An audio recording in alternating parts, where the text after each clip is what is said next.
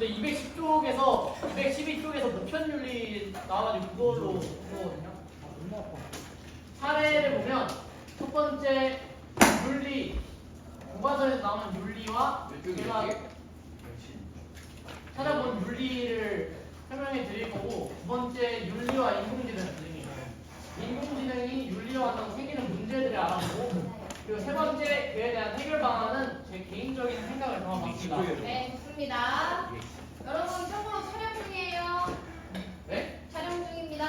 첫 번째 윤리란 교과서 212쪽에는 시대와 장소를 초월하여 언제나 존중되어야 하는 보편 윤리적 가치가 훼손되어 있다고 나옵니다. 그렇다면 과연 윤리의 정의란 무엇일까요? 윤리란 인간 공존의 이유를 설득력 있게 설명하기 위한 개념으로 나뿐만 아니라 타인도 사회적 존재로서 마땅히 지켜야 하는 사회적 규범이라 정의할 수 있습니다. 직설적으로 이야기하면 윤리적이지 못하다는 말은 당신은 동물적 본능으로 가득 찬 인간의 탈에 쓴 짐승이다라고도 말할 수 있는데요.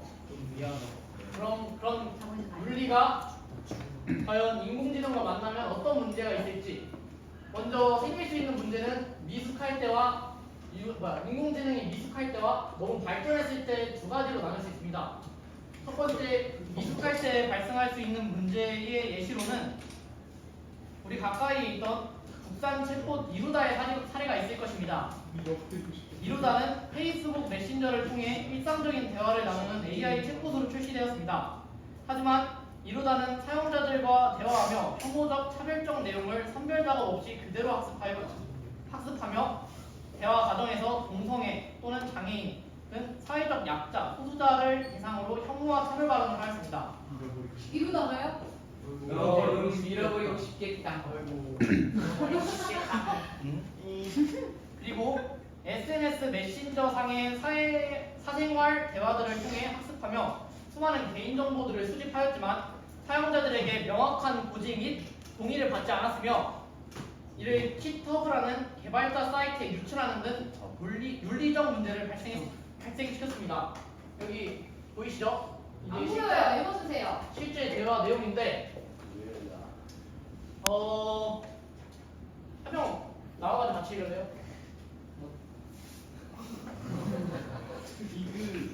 아주 골랐어. 네가 보라색 할래 하얀색 할래? 야 보라색 할게. 친구랑 같이 다니는 사람들이 장애인이라고 쳐다보고 장애인 차별 너무 심해.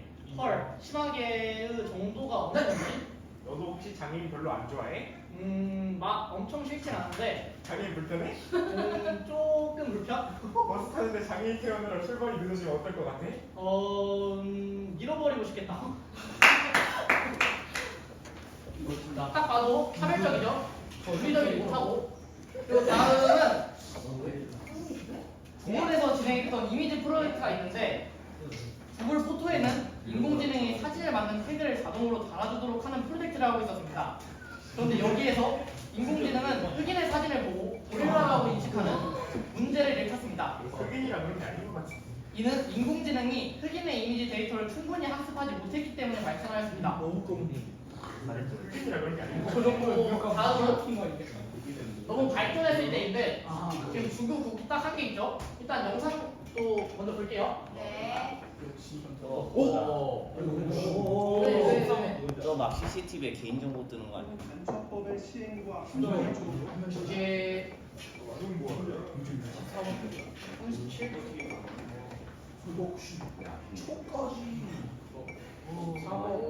37? 님. 역시 내가 키우는 여러 얼굴들의 특징들을 하루만 얼굴이 들어왔을 때 그 얼굴의 특징과 비교가 된 특징을 비교 분석하여 매칭하는 기술입니다. 중국의 안면 인식 기술은 세계 최고 수준이라고 알려져 있습니다. 중국 내에서 만약 웃을 수는 없어. 보통 법규 위반 단속 등 뭐가 그랬어? 유지하고 있습니다. 안녕. 중국 안면 인식기는 그러면 안 돼요. 지영이 막 야, 진짜 빠르다. 사람을 대략 3초에 식별할 수 있습니다. 그러면 무단에는 찍혀? 쌍둥이도 구분할 수 야, 있다고 다 안 해. 알려져 있습니다. 좀 무상변하면 SB까지 개인정보. 중개 안면 인식 일단 여기까지 볼게요. 네. 이런이 천원 상태 같은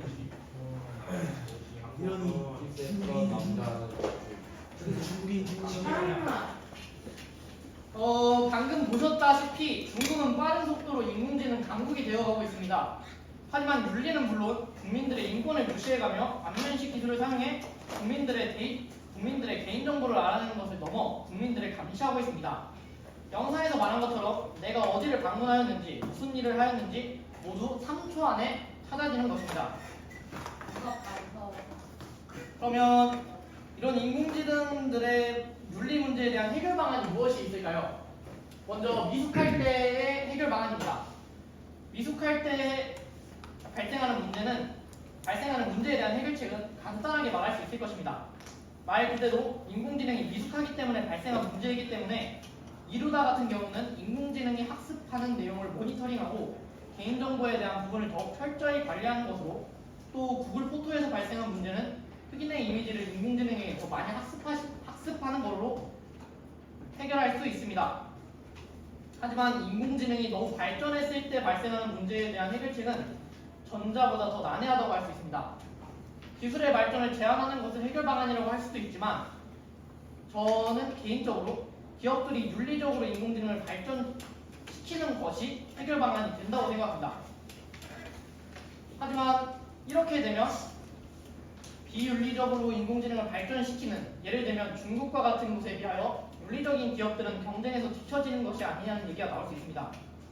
여기서 잠깐 기업의 역할을 기억하시나요? 저희 사회 시간에 배웠었는데 기억 안 나시겠죠?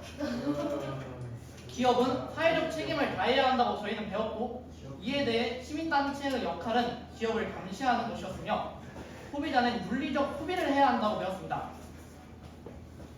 너무 발전하여 생기는 인공지능의 문제 해결 방안은 기업의 윤리적 발전뿐만 아니라 시민단체의 감시와 소비자들의 적극적인 반응이 있어야 한다고 저는 생각합니다. 이에 대해 분야는 다르지만 비윤리적으로 경영을 하여 소비자의 적극적 대응으로 주가 폭락이 있었던 기업으로는 나이키가 있었는데, 이거 사진 한 번씩 보셨죠? 뭐야? 책에서도 한번 나왔었는데 그거는. 안 맞아요. 와 진짜? 네. 그 당시 이게 나이키 하청 기업에서 아동 대상으로 노동을 시켜서 물리적으로 큰 문제가 있었는데, 이 당시 나이키의 주가는 9.17달러에서 4.88달러로 크게 하락하였습니다. 이렇듯 인공지능이 너무 발전했을 때에 대한 해결 방안으로는 기업의 윤리적인 발전뿐만 아니라 저희 소비자들의 대처도 함께 필요하다고 저는 생각합니다. 지금까지 제 발표를 들어주셔서 감사합니다. 어, 와.